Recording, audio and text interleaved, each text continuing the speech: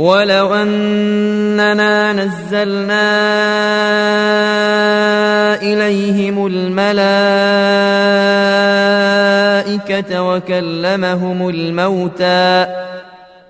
وكلمهم الموتى وحشرنا عليهم كل شيء قبلا ما كانوا ليؤمنوا إلا أن يشاء الله ولكن أكثرهم يجهلون. وكذلك جعلنا لكل نبي عدوا شياطين الإنس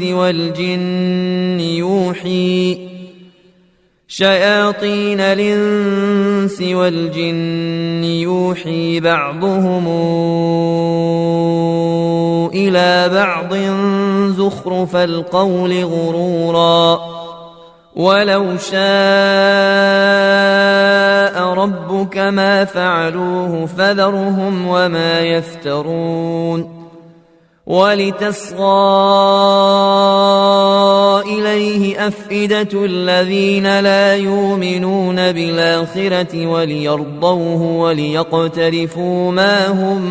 مقترفون. أفغير الله أبتغي حكما وهو الذي أنزل إليكم الكتاب مفصلا والذين آتيناهم الكتاب يعلمون أنه منزل من ربك بالحق فلا تكونن من الممترين. وتمت كلمات ربك صدقا وعدلا لا مبدل لكلماته وهو السميع العليم. وإن تطع أكثر من في الأرض يضلوك عن سبيل الله إن يتبعون إلا الظن وإن هم إلا يخرصون. إن ربك هو أعلم من يضل عن سبيله وهو أعلم بالمهتدين. فكلوا مما ذكر اسم الله عليه إن كنتم بآياته مؤمنين. وما لكم ألا تاكلوا مما ذكر اسم الله عليه وقد فصل لكم ما حرم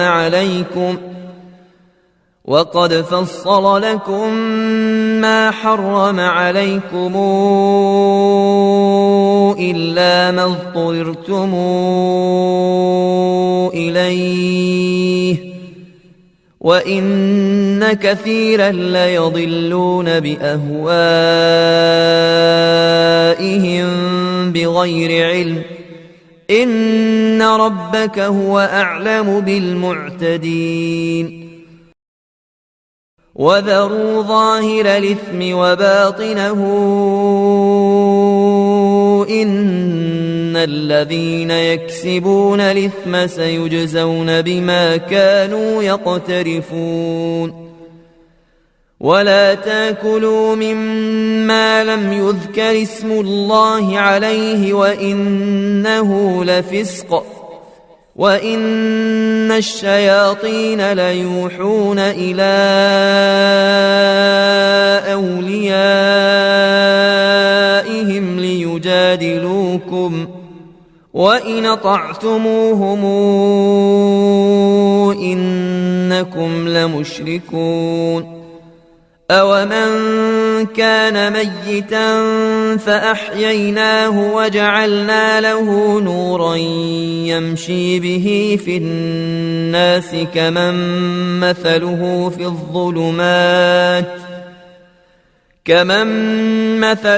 في الظلمات ليس بخارج منها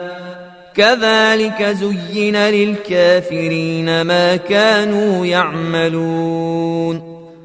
وكذلك جعلنا في كل قرية نكابر مجرميها ليمكروا فيها وما يمكرون إلا بأنفسهم وما يشعرون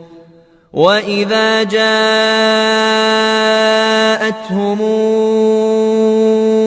آية قالوا لن نؤمن حتى نؤتى مثل ما أوتي رسل الله أعلم حيث يجعل رسالاته سيصيب الذين أجرموا صغار عند الله وعذاب شديد سيصيب الذين أجرموا صغار عند الله وعذاب شديد بما كانوا يمكرون فمن يرد الله أن يهديه يشرح صدره للإسلام ومن يرد أن يضله يجعل صدره ضيقا حرجا كأنما يصعد في السماء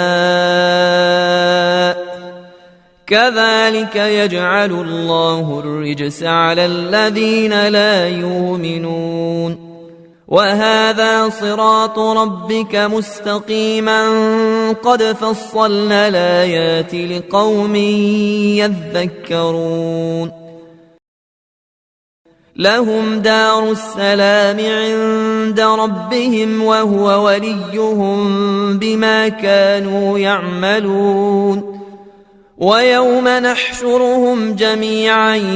يا معشر الجن قد استكثرتم من الإنس وقال أولياؤهم من الإنس ربنا استمتع بعضنا ببعض وبلغنا أجلنا الذي أجلت لنا قال النار مثواكم خالدين فيها إلا ما شاء الله إن ربك حكيم عليم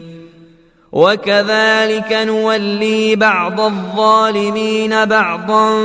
بما كانوا يكسبون يا معشر الجن والإنس ألم ياتكم رسل منكم يقصون عليكم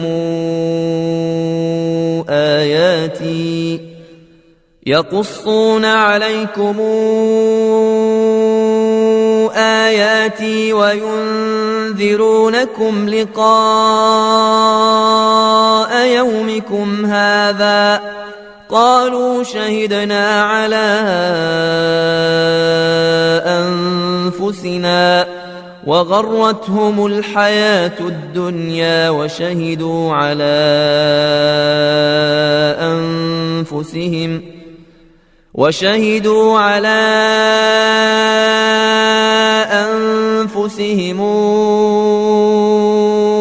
أنهم كانوا كافرين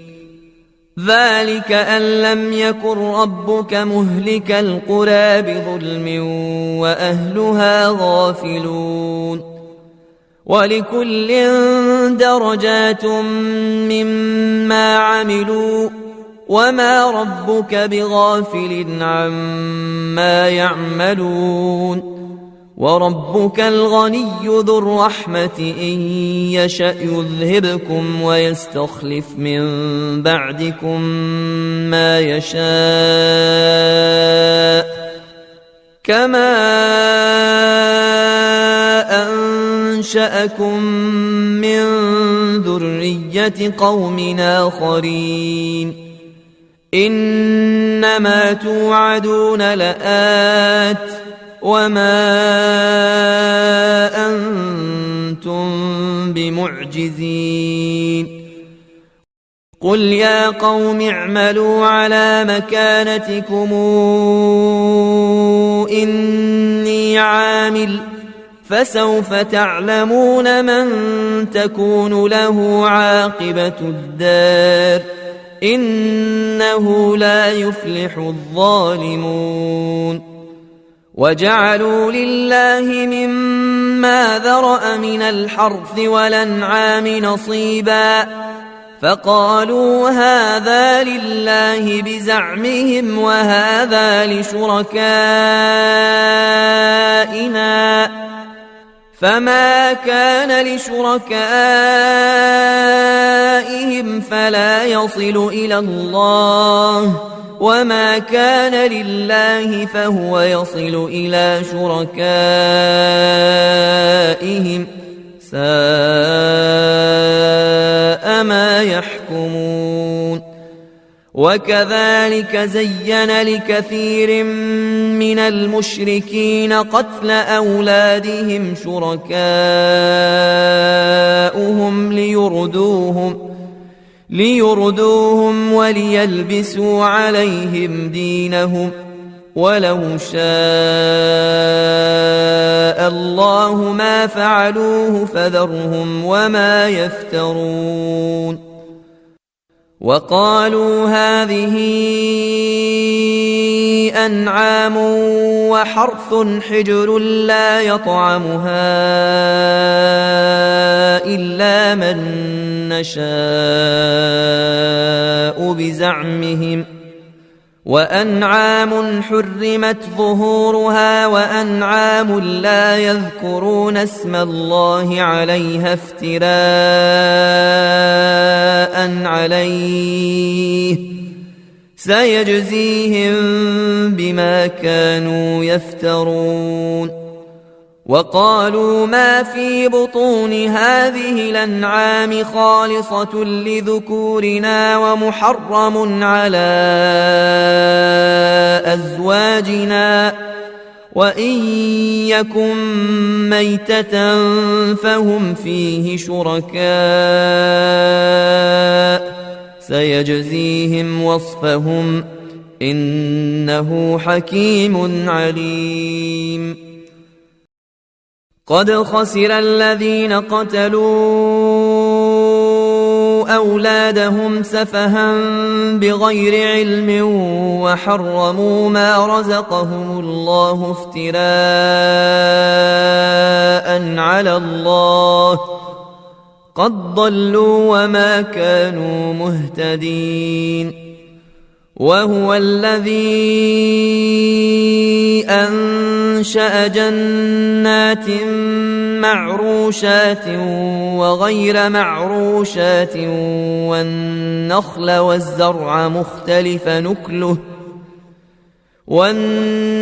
والزرع مختلف نكله والزيتون والرمان متشابها وغير متشابه كلوا من ثمره إذا أثمر وآتوا حقه يوم حصاده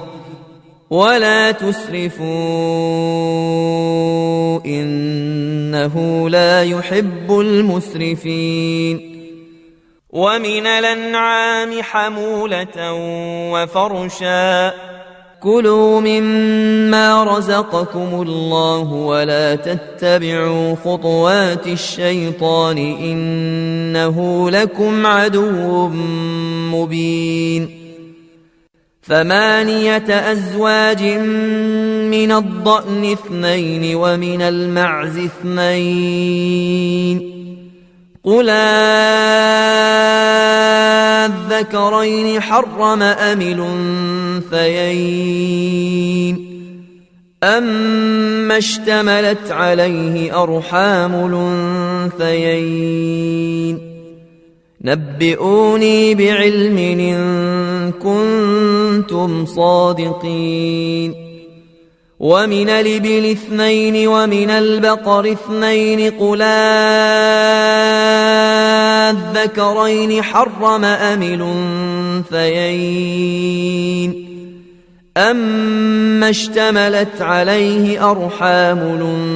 الْأُنثَيَيْنِ أَمْ كُنتُمْ شُهَدَاءَ إِذْ وَصَّاكُمُ اللَّهُ بِهَذَا فَمَنْ أَظْلَمُ مِمَّنِ افْتَرَى عَلَى اللَّهِ كَذِبًا لِيُضِلَّ النَّاسَ بِغَيْرِ عِلْمٍ إِنَّ اللَّهَ لَا يَهْدِي الْقَوْمَ الظَّالِمِينَ قُل لَّا أَجِدُ فِيمَا أُوحِيَ إِلَيَّ مُحَرَّمًا عَلَىٰ طَاعِمٍ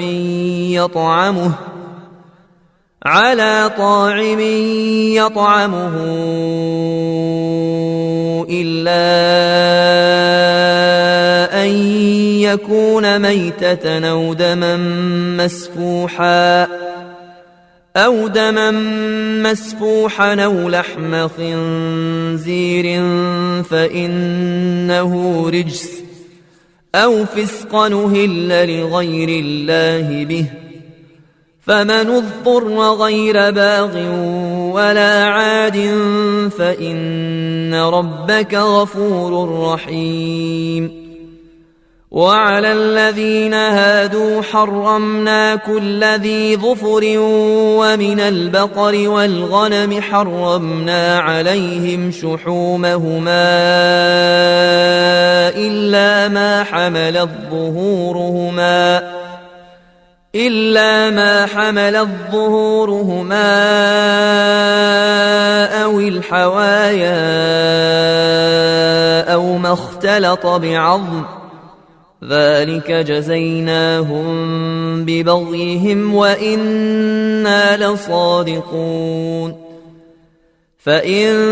كذبوك فقل ربكم ذو رحمة واسعة ولا يرد بأسه عن القوم المجرمين سيقول الذين أشركوا لو شاء الله ما أشركنا ولا آباؤنا ولا حرمنا من شيء كذلك كذب الذين من قبلهم حتى ذاقوا بأسنا قل هل عندكم من علم فتخرجوه لنا إن تتبعون إلا الظن وإن أنتم إلا تخرصون قل فلله الحجة البالغة فلو شاء لهداكم أجمعين قل هلم شهداءكم الذين يشهدون أن الله حرم هذا فإن شهدوا فلا تشهد معهم ولا تتبع هواء الذين كذبوا بآياتنا والذين لا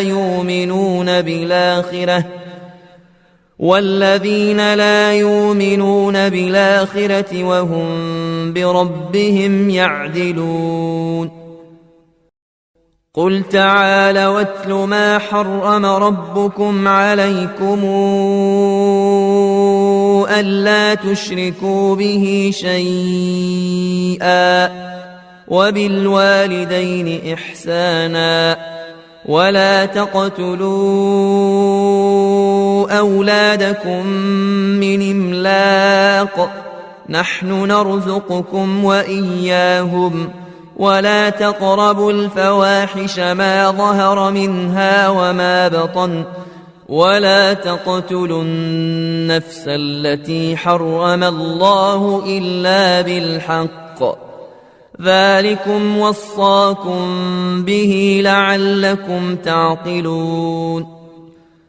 ولا تقربوا مال اليتيم إلا بالتي هي أحسن حتى يبلغ أشده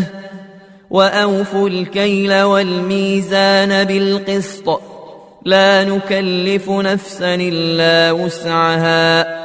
وإذا قلتم فاعدلوا ولو كان ذا قربى وبعهد الله أوفوا ذلكم وصاكم به لعلكم تذكرون وأن هذا صراطي مستقيما فاتبعوه ولا تتبعوا السبل فتفرق بكم عن سبيله ذلكم وصاكم به لعلكم تتقون ثم آتينا موسى الكتاب تماما على الذي أحسن وتفصيلا لكل شيء وهدى ورحمة لعلهم بلقاء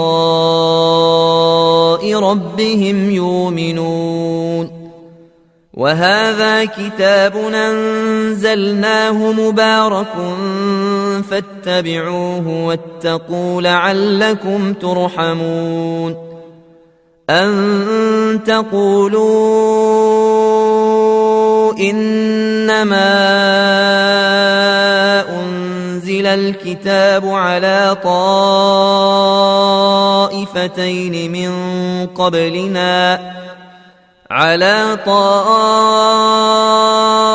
طائفتين من قبلنا وإن كنا عن دراستهم لغافلين أو تقولوا لو أنا أنزل علينا الكتاب لكنا أهدى منهم فقد جاءكم بينة من ربكم وهدى ورحمة فمن أظلم ممن كذب بآيات الله وصدف عنها سنجزي الذين يصدفون عن آياتنا سوء العذاب بما كانوا يصدفون هل ينظرون إلا أن تاتيهم الملائكة أو ياتي ربك أو ياتي بعض آيات ربك يوم ياتي بعض آيات ربك لا ينفع نفسا إيمانها لم تكن آمنت من قبل أو كسبت في إيمانها خيرا قل انتظروا إنا منتظرون إن الذين فرقوا دينهم وكانوا شيعا لست منهم في شيء إنما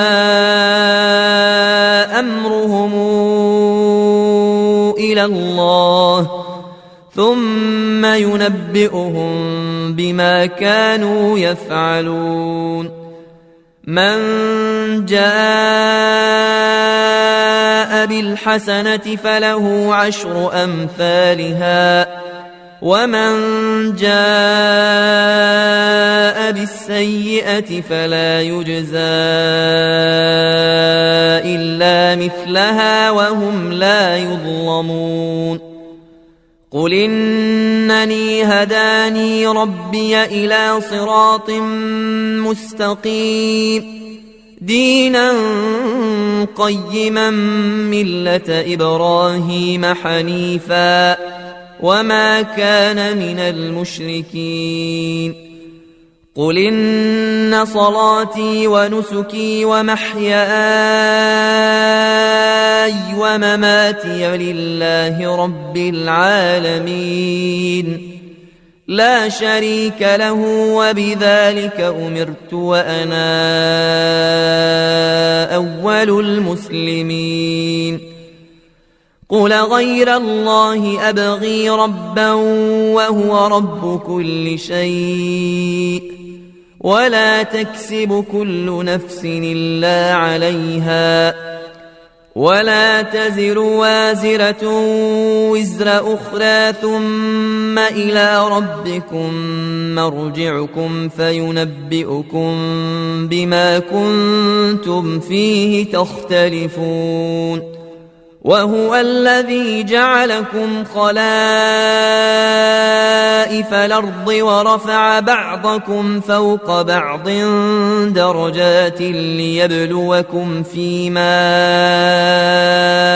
آتاكم إن ربك سريع العقاب وإنه لغفور رحيم بسم الله الرحمن الرحيم ألف لام ميم صاد كتاب أنزل إليك فلا يكن في صدرك حرج منه لتنذر به وذكرى للمؤمنين اتبعوا ما أنزل إليكم من ربكم ولا تتبعوا من دونه أولياء قليلا ما تذكرون وكم من قرية أهلكناها فجاءها بأسنا بياتا أو هم قائلون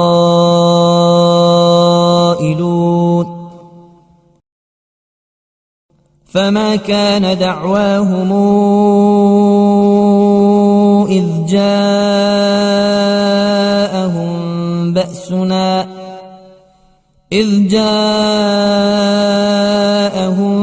بأسنا إلا أن قالوا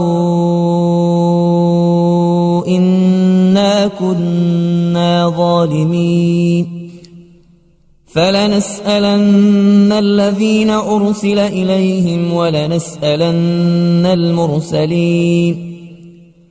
فلنقصن عليهم بعلم وما كنا غائبين والوزن يومئذ الحق فمن ثقلت موازينه فأولئك هم المفلحون ومن خفت موازينه فأولئك الذين خسروا أنفسهم بما كانوا بآياتنا يظلمون ولقد مكناكم في الأرض وجعلنا لكم فيها معايش قليلا ما تشكرون ولقد خلقناكم ثم صورناكم ثم قلنا للملائكة اسجدوا لآدم فسجدوا إلا إبليس لم يكن من الساجدين قال ما منعك ألا تسجد إذا أمرتك قال أنا خير منه خلقتني من نار وخلقته من طين قال فاهبط منها فما يكون لك أن تتكبر فيها فاخرج إنك من الصاغرين قال أنظرني إلى يوم يبعثون قال إنك من المنظرين قال فبما أغويتني لأقعدن لهم صراطك المستقيم ثم لآتينهم من بين أيديهم ومن خلفهم وعن أيمانهم وعن شمائلهم ولا تجد أكثرهم شاكرين قال اخرج منها مذءوما مدحورا لمن تبعك منهم لأملأن جهنم منكم أجمعين ويا آدم اسكن أنت وزوجك الجنة فكلا من حيث شئتما ولا تقربا هذه الشجرة فتكونا من الظالمين فوسوس لهما الشيطان ليبدي لهما ما أوري عنهما من سوآتهما وقال ما نهاكما ربكما عن هذه الشجرة إلا أن تكونا ملكين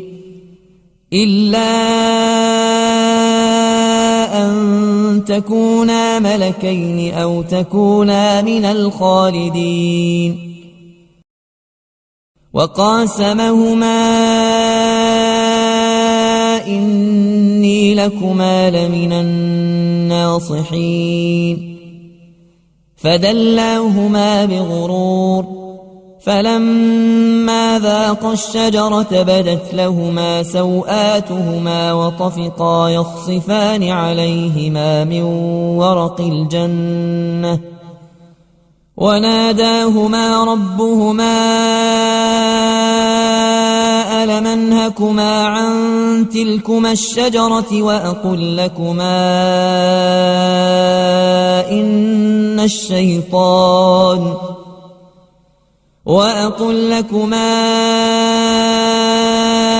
إن الشيطان لكما عدو مبين قالا ربنا ظلمنا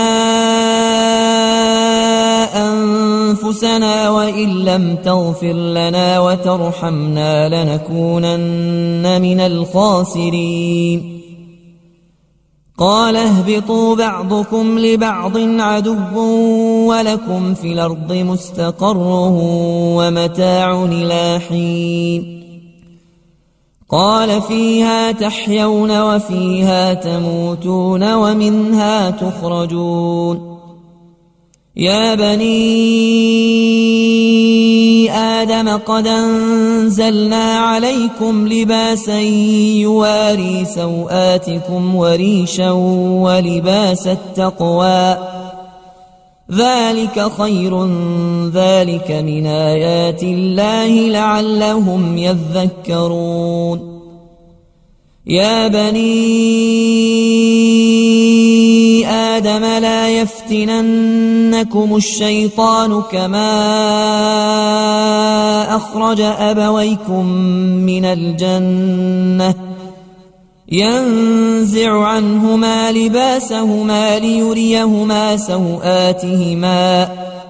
إنه يراكم هو وقبيله من حيث لا ترونهم إنا جعلنا الشياطين أولياء للذين لا يؤمنون وإذا فعلوا فاحشة قالوا وجدنا عليها آباءنا والله أمرنا بها قل إن الله لا يأمر بالفحشاء أتقولون على الله ما لا تعلمون قل أمر ربي بالقسط وأقيموا وجوهكم عند كل مسجد وادعوه مخلصين له الدين كما بدأكم تعودون فريقا هدى وفريقا حق عليهم الضلالة إنهم اتخذوا الشياطين أولياء من دون الله ويحسبون أنهم مهتدون يا بني آدم خذوا زينتكم عند كل مسجد وكلوا واشربوا ولا تسرفوا إنه لا يحب المسرفين قل من حرم زينة الله التي أخرج لعباده والطيبات من الرزق قل هي للذين آمنوا في الحياة الدنيا خالصة يوم القيامة كذلك نفصل الآيات لقوم يعلمون قل إنما حرم ربي الفواحش ما ظهر منها وما بطن والإثم والبغي بغير الحق وأن تشركوا بالله ما لم ينزل به سلطانا وأن تقولوا على الله ما لا تعلمون ولكل أمة أجل فإذا جاء أجلهم لا يستأخرون ساعة ولا يستقدمون يا بني آدم إما ياتينكم رسل منكم يقصون عليكم آياتي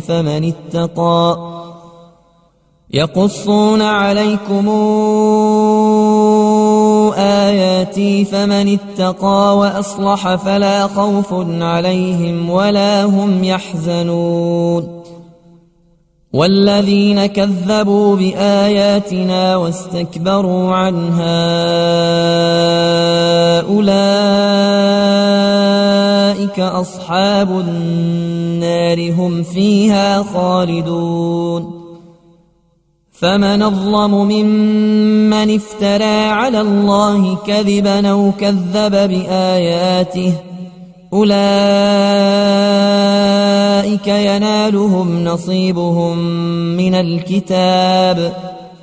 حتى إذا جاءتهم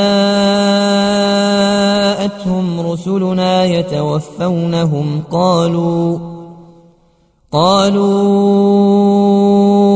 أين ما كنتم تدعون من دون الله قالوا ضلوا عنا وشهدوا على أنفسهم أنهم كانوا كافرين قال ادخلوا في قد خلت من قبلكم من الجن والإنس في النار كلما دخلت أمة لعنت أختها حتى إذا اداركوا فيها جميعا قالت أخراهم لأولاهم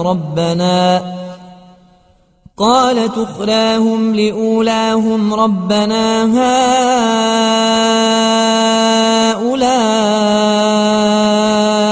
يضلونا فآتهم عذابا ضعفا من النار قال لكل ضعف ولكن لا تعلمون وقالت أولاهم لأخراهم فما كان لكم علينا من فضل فذوقوا العذاب بما كنتم تكسبون إن الذين كذبوا بآياتنا واستكبروا عنها لا تفتح لهم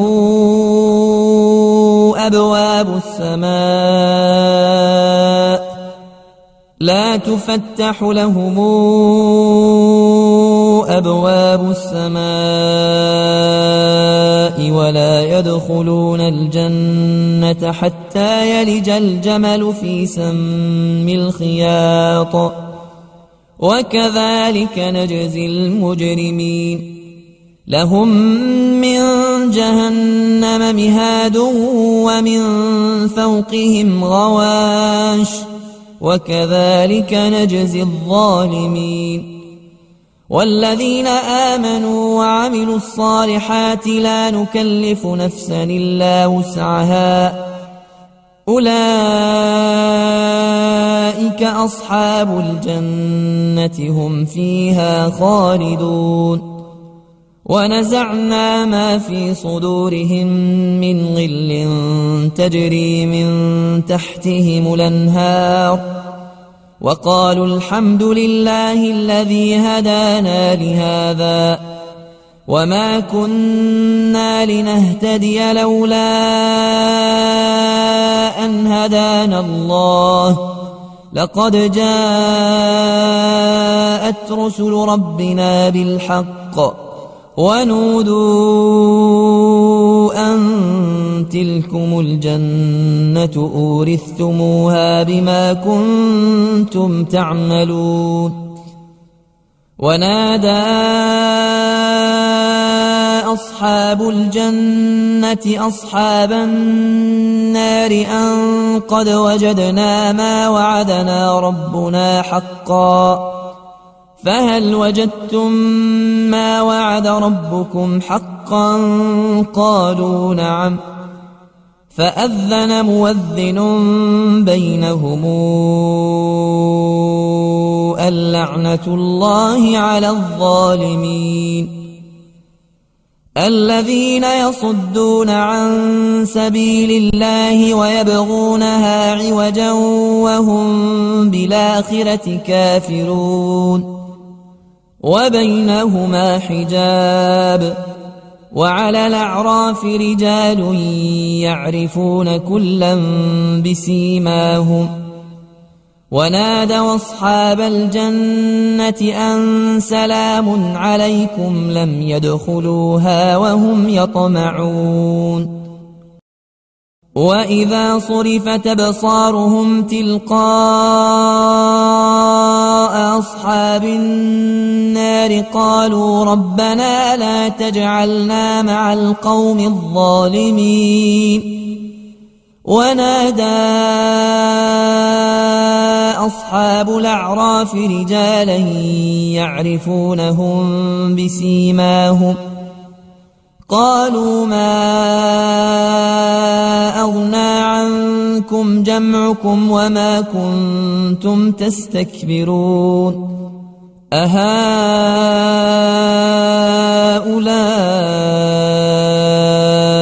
الذين أقسمتم لا ينالهم الله برحمة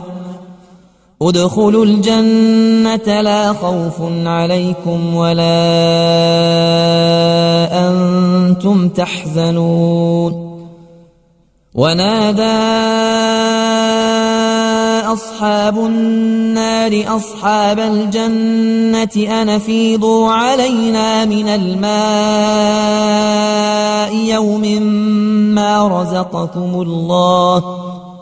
قالوا إن الله حرمهما على الكافرين الذين اتخذوا دينهم لهوا ولعبا وغرتهم الحياة الدنيا فاليوم ننساهم كما نسوا لقاء يومهم هذا وما كانوا بآياتنا يجحدون ولقد جئناهم بكتاب فصلناه على علم هدى ورحمة لقوم يؤمنون هل ينظرون إلا تاويله يوم ياتي تاويله يقول الذين نسوه من قبل قد جاءت جاءت رسل ربنا بالحق فهل لنا من شفعاء فيشفعوا لنا أو نرد فنعمل غير الذي كنا نعمل قد خسروا أنفسهم وضل عنهم ما كانوا يفترون إن ربكم الله الذي خلق السماوات والأرض في 6 أيام ثم استوى على العرش يغشي الليل النهار يطلبه حثيثا والشمس والقمر والنجوم مسخرات بأمره ألا له الخلق والأمر تبارك الله رب العالمين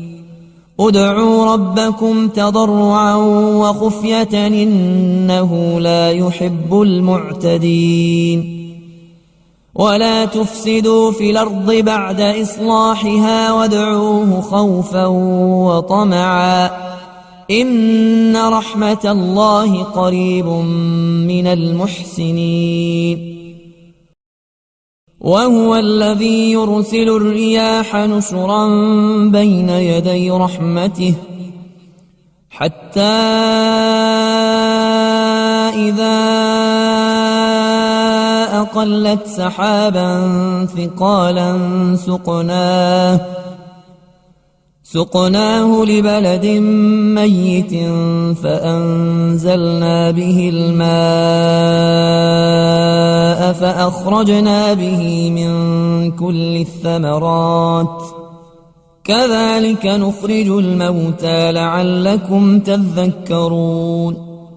والبلد الطيب يخرج نباته بإذن ربه والذي خبث لا يخرج إلا نكدا كذلك نصرف الآيات لقوم يشكرون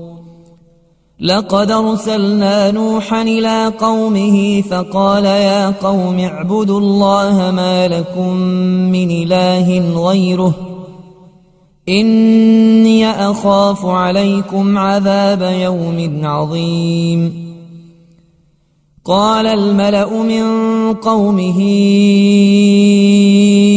إنا لنراك في ضلال مبين قال يا قوم ليس بي ضلالة ولكني رسول من رب العالمين أبلغكم رسالات ربي وأنصح لكم وأعلم من الله ما لا تعلمون أوعجبتم أن جاءكم ذكر من ربكم على رجل منكم لينذركم ولتتقوا ولعلكم ترحمون فكذبوه فأنجيناه والذين معه في الفلك وأغرقنا الذين كذبوا بآياتنا إنهم كانوا قوما عمين وإلى عاد أخاهم هودا قال يا قوم اعبدوا الله ما لكم من إله غيره أفلا تتقون قال الملأ الذين كفروا من قومه إنا لنراك في سفاهة وإنا لنظنك من الكاذبين قال يا قوم ليس بي سفاهة ولكني رسول من رب العالمين أبلغكم رسالات ربي وأنا لكم ناصح أمين أوعجبتم أن جاءكم ذكر من ربكم على رجل منكم لينذركم واذكروا إذ جعلكم خلفاء من بعد قوم نوح وزادكم في الخلق بسطة فاذكروا آلاء الله لعلكم تفلحون قالوا أجئتنا لنعبد الله وحده ونذر ما كان يعبد آباؤنا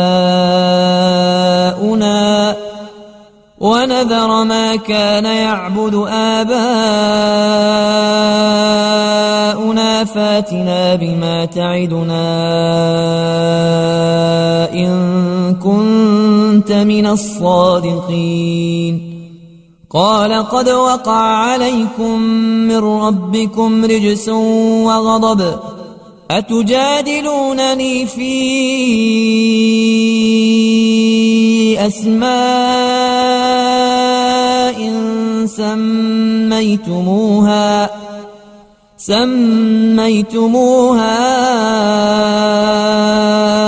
أنتم وآباؤكم ما نزل الله بها من سلطان فانتظروا إني معكم من المنتظرين فأنجيناه والذين معه برحمة منا وقطعنا دابر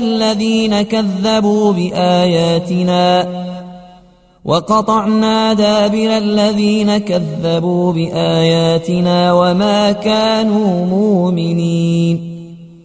وإلى ثمود أخاهم صالحا قال يا قوم اعبدوا الله ما لكم من إله غيره قد جاءتكم بينة من ربكم هذه ناقة الله لكم آية فذروها تاكل في أرض الله ولا تمسوها بسوء فياخذكم عذاب أليم واذكروا إذ جعلكم خلفاء من بعد عاد وبوأكم في الأرض تتخذون من سهولها قصورا وتنحتون الجبال بيوتا فاذكروا آلاء الله ولا تعثوا في الأرض مفسدين قال الملأ الذين استكبروا من قومه للذين استضعفوا لمن آمن منهم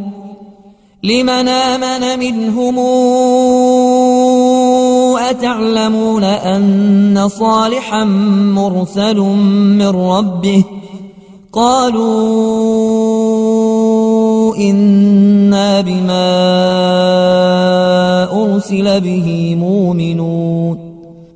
قال الذين استكبروا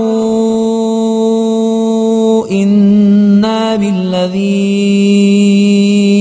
آمنتم به كافرون فعقروا الناقة وعتوا عن أمر ربهم وقالوا يا صالح ائتنا بما تعدنا إن كنت من المرسلين فأخذتهم الرجفة فأصبحوا في دارهم جاثمين فتولى عنهم وقال يا قوم لقد بلغتكم رسالة ربي ونصحت لكم ولكن لا تحبون الناصحين ولوطا إذ قال لقومه أتاتون الفاحشة ما سبقكم بها من أحد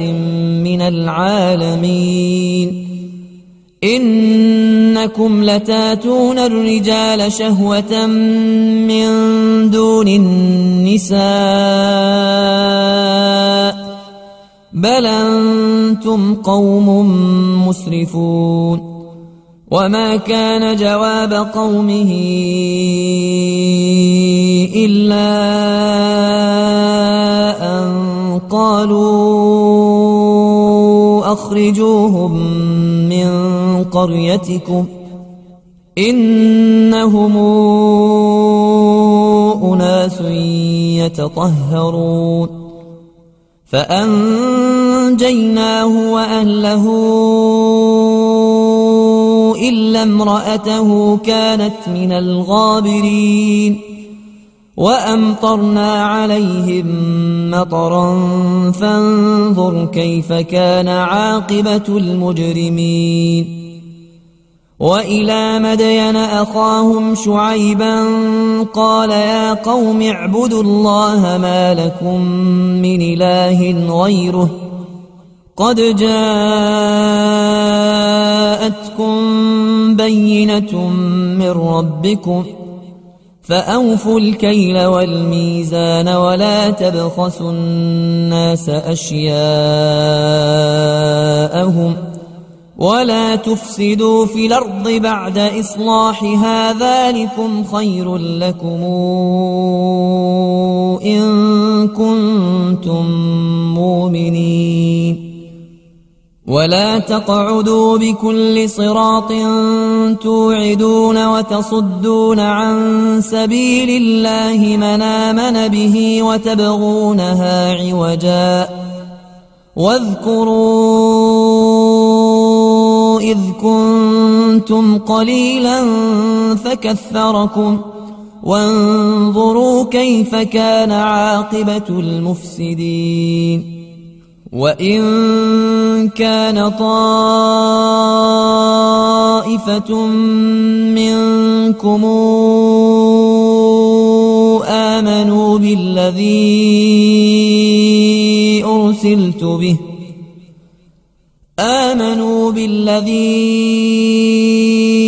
أرسلت به وطائفة لم يؤمنوا فاصبروا حتى يحكم الله بيننا وهو خير الحاكمين